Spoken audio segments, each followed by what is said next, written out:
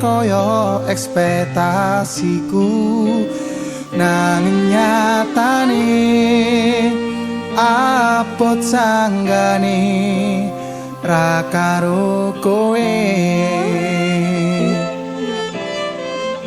Sak tenane atiku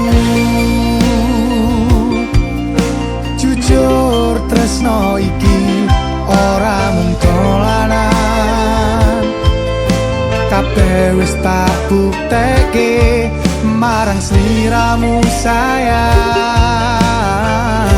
Tulus lan ikhlas tresno iki